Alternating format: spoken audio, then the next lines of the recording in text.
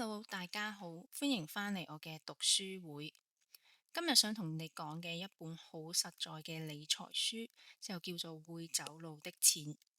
咁呢一本書呢，主要呢就係分享作者佢本人啦，一個華人點樣喺美國嘅 Bay Area 灣區，係透過儲蓄啦、投資啦、房地產呢，係賺到人生第一個$1000,000嘅。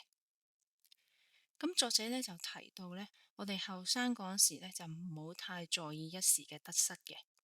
如果喺職場啦，或者喺人際上咧，係有機會俾其他人咧係爭你一個人情咧，其實咧往往係長期最有價值嘅投資嚟嘅。俗語話：先做人再做事，就係呢一個道理啦。因為咧財富咧其實好多時係關係同埋信任滾出嚟嘅副產品嚟嘅。咁第二個關鍵呢，就係理由同埋結論嘅次序嘅。當你真心係想去做一件事呢，咁你會揾到1000萬個理由呢去支持嘅。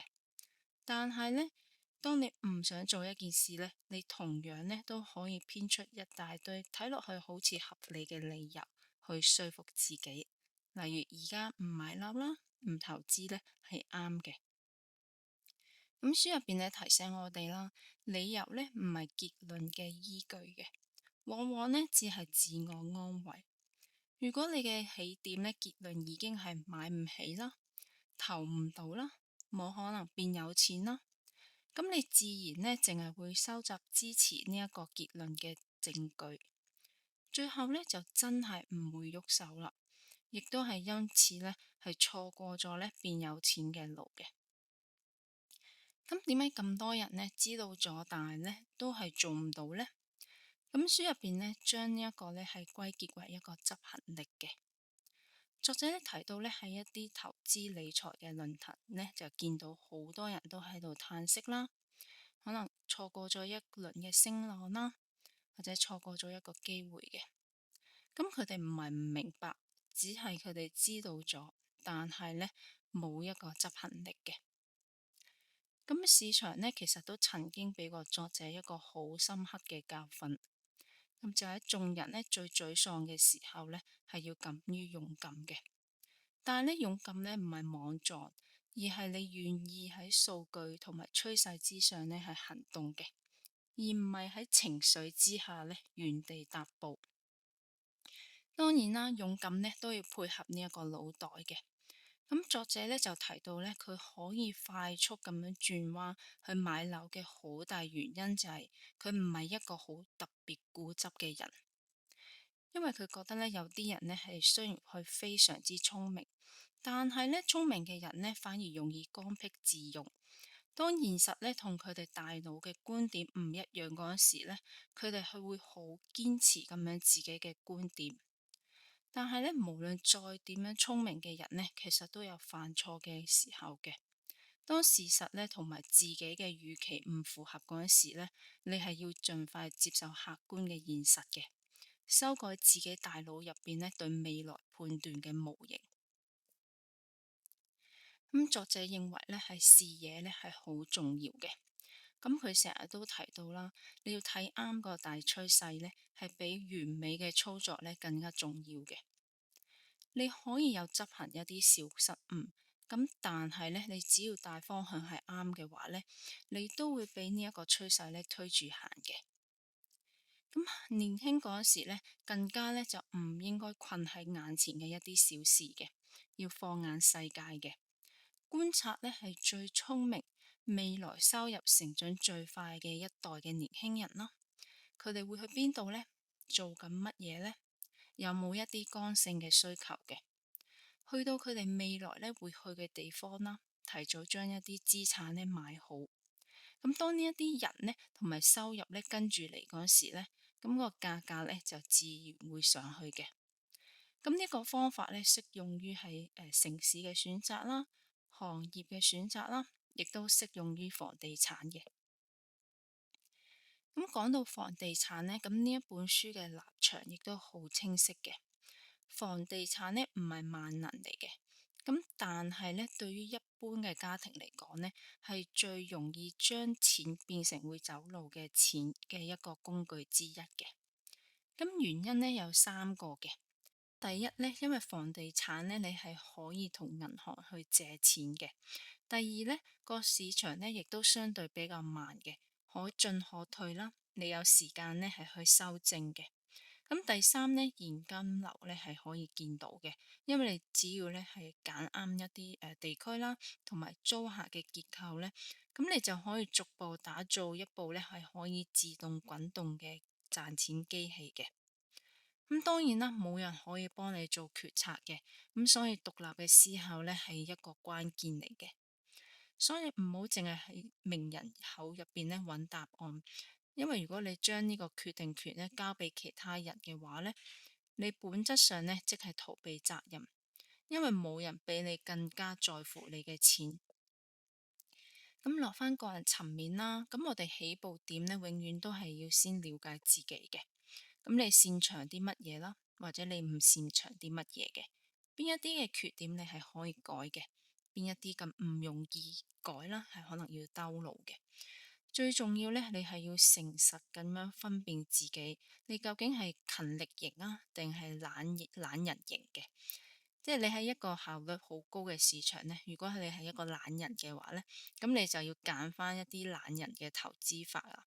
例如可能你用指數啦，買指數啦，長期呢係定投啦，咁就少啲做交易嘅。咁等時間呢係福利幫你去賺錢嘅。但係呢，如果你覺得你都好勤力嘅，咁你就用翻一啲勤力嘅投資法啦。例如你可以主動去研究啦，主動管理啦，主動揾機會嘅。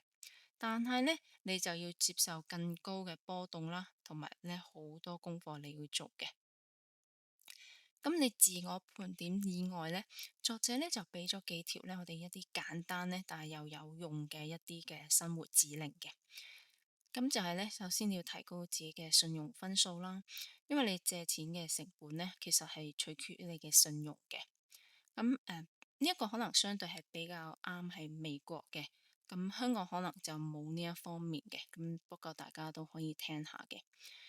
咁另外一點呢，就係避免信用卡呢係透支式咁樣消費嘅，因為你將利息俾銀行呢，只會呢係磨蝕你嗰個福利嘅。咁另外呢，盡量開二手車啦，同埋多啲自己去 DIY 嘅，因為如果你乜嘢都揾人去做嘅話呢，咁其實個支出都幾多嘅。但係反而如果你 DIY 嘅話呢，係會變成係你一個技能嚟嘅。同埋咧，係要遠離一啲無謂嘅法律啦，同埋醫療成本嘅。可以預防嘅話咧，就盡量預防嘅。同埋咧，要保持咧呢一個節儉啦，克服呢一個虛榮啦，唔好人云亦云嘅。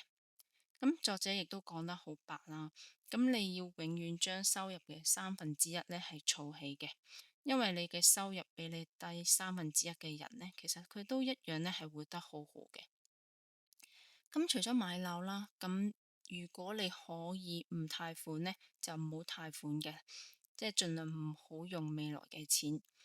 喺資本主義嘅高峰時代呢，咁我哋淨係靠用人工呢，其實呢係永遠都唔會有財務自由嘅。咁呢一個呢，其實你玩幾次大富翁呢，咁你就大概明白呢，資產同埋現金流呢，先係嗰個遊戲嘅規則嘅。咁當然啦，儲到錢呢，亦都唔代表你係成功嘅。咁真正嘅關鍵呢，就唔好成為呢個守財奴嘅，要勇敢呢，係將錢呢係投資出去啦，同埋呢，係要努力咁樣學識點樣係去運用呢一啲錢嘅。咁書入邊都好強調啦，我哋起碼呢，要有系統咁樣學習一個個體經濟啦、總體經濟啦，同埋資產管理呢3個大題目嘅。咁當然唔好就咁睇書，睇完就算嘅，最好可能係有一啲練習啦，你係可以去做嘅。咁將呢一啲嘅知識呢，係變成一個肌肉記憶嘅。咁你可以大概半年呢，就去review 一次啦，睇下自己有冇做到你啱啱講嘅嗰啲嘢啦。如果你做唔到嘅話，可能你就翻返去第一步嘅，你首先再了解自己，重整目標同埋方法嘅。咁最後呢，我都想用一句呢好有力量嘅説話呢，係作為一個完結嘅。咁就係如果你真係好想做好一件事呢，咁連上帝呢都可能會跑嚟幫你嘅。咁世界上呢，有啲人呢係可以成功，有啲人呢係唔成功。咁背後其實都有一個好大嘅分別嘅，就係你有冇真心說服自己，令到自己係充滿熱情啦，同埋決心嘅。然之後呢，用行動支持你呢一份決心。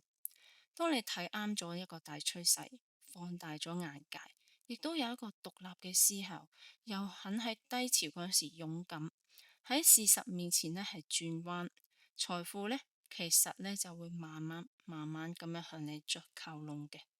咁記住啦，係冇人比你更在乎你嘅錢嘅，你為自己嘅選擇負責啦，亦都因此呢，你係最有資格呢攞走屬於你嘅成果嘅。咁如果你對呢一條片呢有啟發啦，咁你都可以留言同我講翻，你而家係懶人派啊，定係勤力派嘅？咁同埋你可能打算用邊一步將錢呢係變成呢係會走路的錢嘅？咁多謝收睇，我哋下一條片再見，拜拜。